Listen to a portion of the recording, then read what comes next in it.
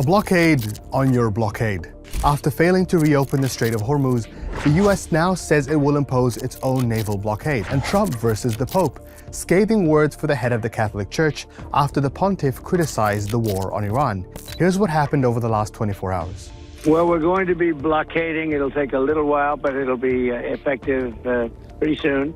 In a surprising countermove, the US now says it will impose its own blockade on the Strait of Hormuz. Hours after ceasefire talks fell through in Islamabad, Trump said the US Navy would begin the process of blockading any and all ships trying to enter or leave the Strait of Hormuz.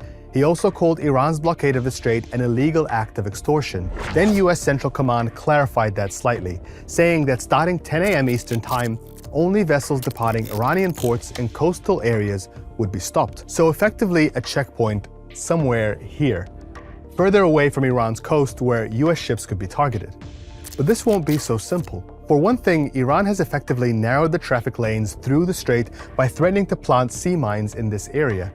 This forced all the traffic into this narrow pathway between Qashm and Larak Islands, so even vessels that aren't coming from Iranian ports still have to go through Iranian waters. The US says it's deployed 2 destroyers to clear any mines in this area, but Iran says it will attack anyone who tries. By doing this, Iran has also managed to squeeze the strait from around 50 kilometers in distance at its narrowest point to less than 10 kilometers. In order for the US to patrol the mouth of the strait, it will need to cover more than 300 kilometers. That is a huge distance. So why is the US doing this? Clearly, it's trying to take away Iran's leverage. Over the last 2 weeks, a number of countries have been talking directly with the IRGC to negotiate safe passage. There's also reports Iran could be charging up to $2 million for each vessel.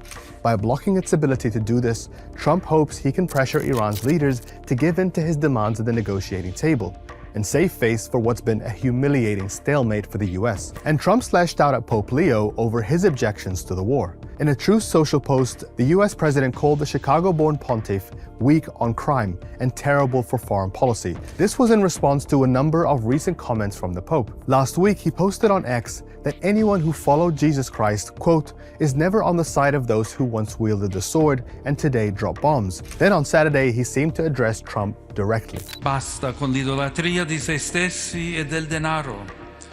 Basta con l'esibizione della forza. Basta con la guerra. So how did the US president respond? By posting a picture of himself depicted as Jesus Christ, healing the sick as F-35s flew overhead. That's it from me today. Stay with us on Al Jazeera for all your updates in the war on Iran.